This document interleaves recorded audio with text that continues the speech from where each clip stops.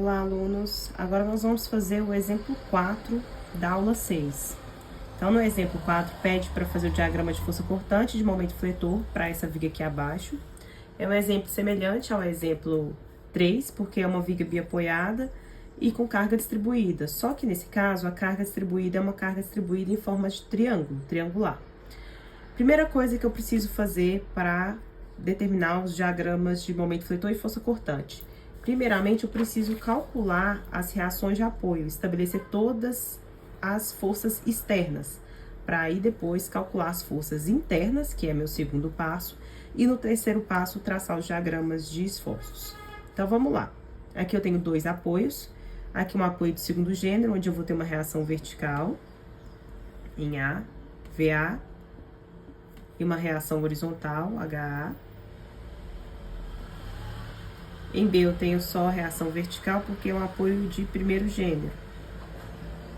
Então, calculando as reações de apoio, posso começar com o somatório das forças em X igual a 0. Quais forças que eu tenho na direção de X verticais? Horizontal. Eu tenho apenas HA, então HA vai ser igual a 0. Agora, aplicando a equação de equilíbrio somatório dos momentos igual a 0. Posso aplicar somatórios dos momentos em A ou em B igual a 0, que são os apoios. Vou escolher o apoio A. Os momentos vão ser considerados positivos, rotacionando no sentido anti-horário. Quais forças vão gerar momento em A? Primeiro, essa carga distribuída, eu posso considerar ela como sendo uma carga concentrada para o cálculo das minhas reações de apoio. Então, eu vou considerar ela como uma carga concentrada, aplicada no centroide da carga distribuída, ou seja, centroide do triângulo, um terço aqui da altura, a partir da altura, um terço da base. Se a base é 3, aqui eu tenho 1 metro. E aqui o restante seria os 2 terços da base, então 2 metros para cá. E essa carga concentrada, o valor dela é a área da carga distribuída. Base vezes a altura, dividido por 2, que é a área do triângulo. Base 3 metros vezes a altura, 3 vezes 500, 1.500, dividido por 2, vai ser igual a 750 newtons. Então, calculando agora o momento, somatório dos momentos em A igual a 0, eu tenho essa carga concentrada equivalente à carga distribuída, que vai gerar momento no sentido horário, por isso negativo, menos 750, vezes a distância da carga concentrada até o ponto que eu calculo o momento, 2 metros. Tenho reação VB. VB vai gerar um momento no sentido anti-horário, positivo, vezes a distância, 3 metros. Daqui, eu consigo tirar o valor de VB, que é a minha incógnita, que vai ser igual menos 750 vezes 2 vai ser menos 1.500. Passa para o outro lado da igualdade, 1.500 positivo, dividido por 3. Portanto, VB é igual a 500 newtons.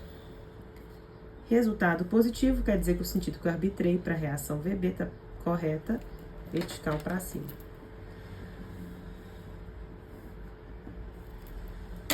Colocar o valor de VB aqui. Agora, fazendo o somatório das forças em Y igual a 0.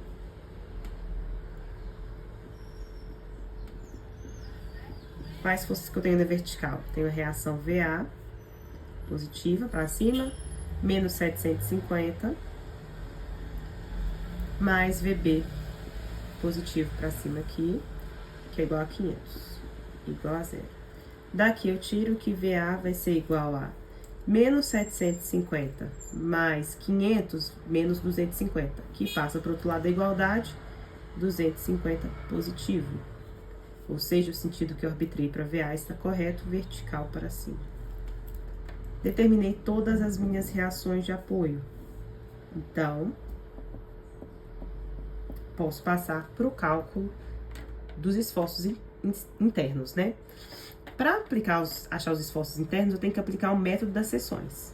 Eu faço uma seção de corte entre cargas concentradas e no meio da carga distribuída ao longo do comprimento de toda a viga.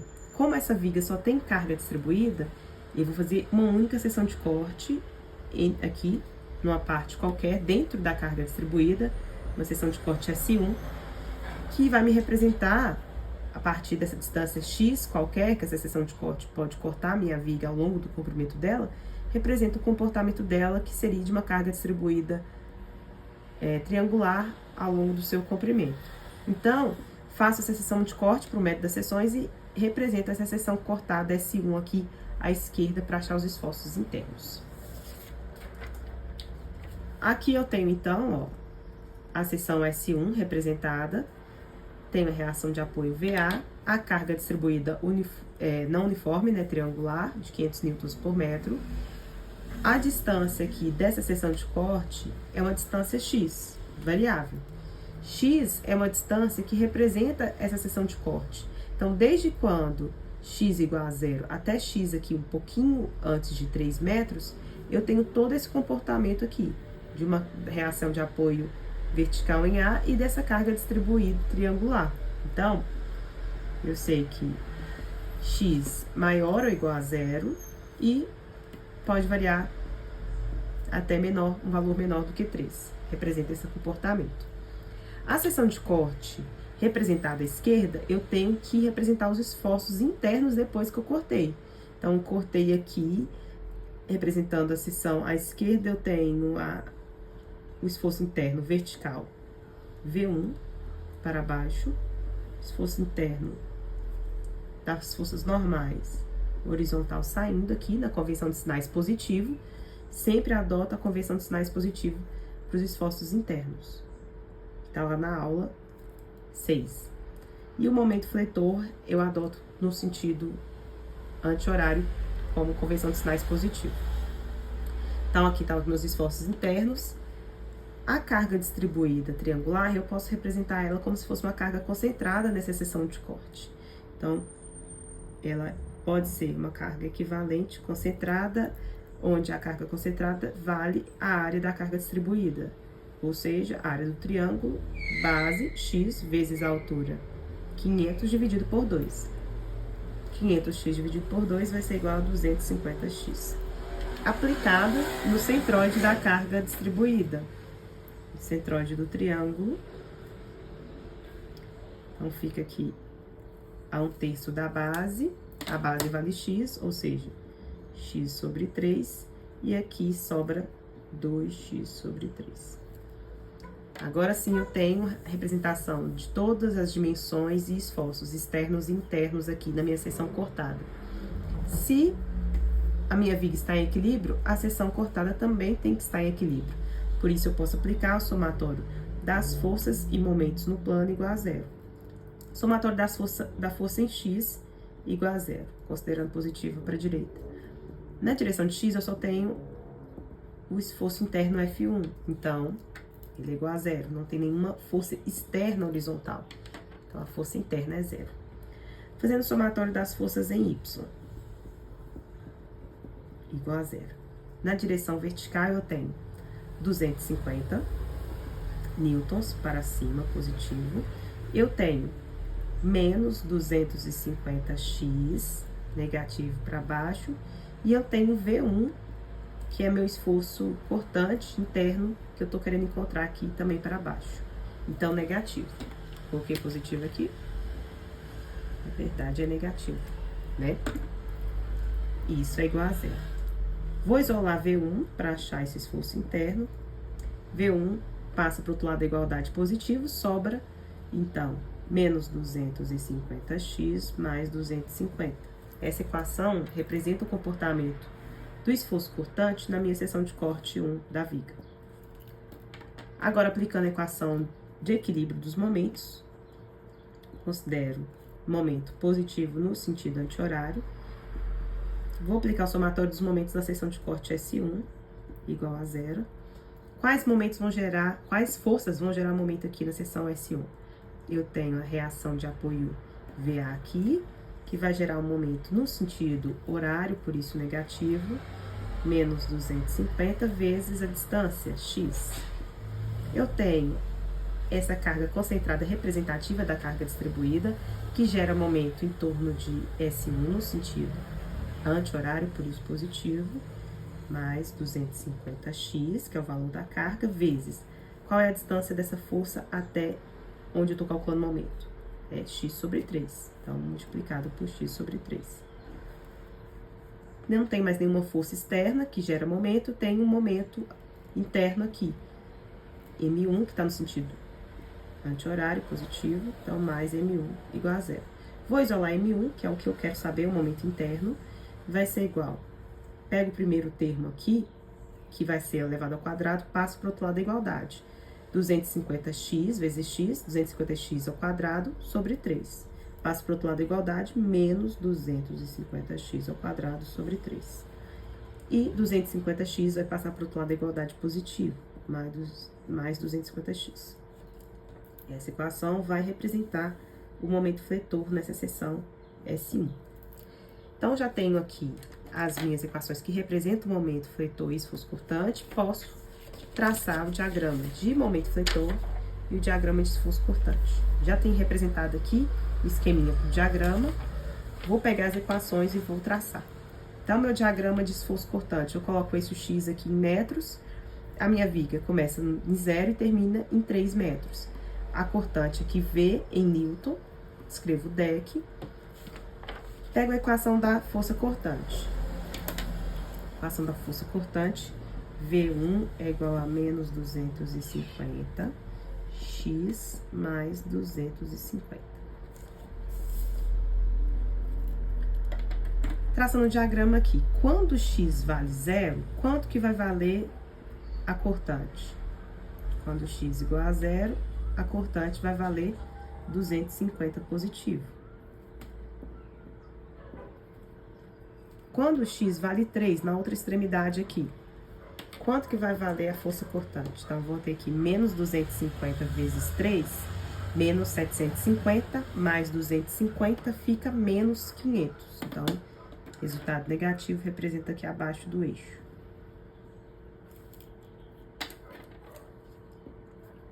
Menos 500. Então, eu tenho aqui a reação VA para cima, então, de 250, por isso, eu sempre tenho um diagrama de esforço cortante, gente, começando em 0 e terminando em 0. Então, chego aqui em 0, carga concentrada para cima, então, esforço cortante positivo, até chegar ao valor de 250 newtons. E aí, eu tenho a equação do esforço cortante, que é uma equação de primeiro grau, representada, então, por uma reta inclinada. Então, ao longo do meu diagrama, eu tenho a cortante decaindo, até chegar ao ponto que ela vale menos 500 newtons. Nesse ponto, que é no meu ponto do apoio B, né, um pouquinho antes do apoio B, eu tenho menos 500 newtons. Chego no apoio B, eu tenho uma reação vertical positiva para cima de 500 newtons, que zera e fecha meu diagrama. Então, aqui eu tenho cortante negativa, aqui eu tenho esforço cortante negativo, aqui no caso, e aqui positivo, né? Acima do eixo positivo, abaixo do eixo negativo. Agora, vamos para o momento fletor. Equação que governa o momento fletor, M1 é igual a menos 250 x ao quadrado sobre 3 mais 250x. Quando x vale zero, quanto que vai valer o momento? Substituindo aqui na equação, o momento vai valer zero. Quando x vale 3, aqui na outra extremidade do meu diagrama de momento fletor, quanto vai valer o momento? Vou ter menos 250x, menos 250x ao quadrado, 3 ao quadrado, 9. 9 dividido por 3, sobra 3, então vai ser menos 250 vezes 3, mais 250 vezes 3, que é zero, também zero aqui. Então, onde que eu vou ter a representação do momento máximo, né? Que aqui eu tenho um momento nulo. Onde que eu vou ter o momento máximo? Quando a cortante é nula. Então, nesse ponto aqui, que o esforço cortante é nulo, o meu momento fletor vai ser máximo. Para achar, então, o momento máximo, eu preciso achar a distância aqui, x, onde a cortante é nula. Preciso achar o valor de V, quando V1 igual a zero. Coloco aqui, então, na equação 250x mais 250, que é a equação do esforço cortante, e vou zerar para achar o valor de x. Então, aqui eu vou ter x igual a 250 sobre 250, x igual a 1 metro. Então, quando eu tiver com x valendo 1 metro, a cortante vai valer 0. Então, nesse ponto aqui, a 1 metro. Então, quanto que vai valer o momento fletor máximo, né? O momento fletor máximo vai ser igual a menos 250, quando o x vale 1, então, 1 elevado ao quadrado sobre 3, mais 250 vezes 1. Fazendo esse cálculo aqui, gente, vai dar 166, deixa eu conferir aqui, 166,67 newton vezes metro. Esse aqui é o valor do meu momento máximo, deu um valor positivo, representado aqui na disciplina de mecânica geral, a gente representa o momento positivo acima do eixo x. Então, aqui eu vou ter 166,67, meu momento máximo quando o cortante é nula. Como que eu vou representar o diagrama de momento fletor? É uma equação de segundo grau, então represento por uma parábola. O primeiro termo, aqui o termo elevado ao quadrado, está negativo, então essa parábola tem que ter concavidade para baixo. Então, vamos representar aqui essa parábola.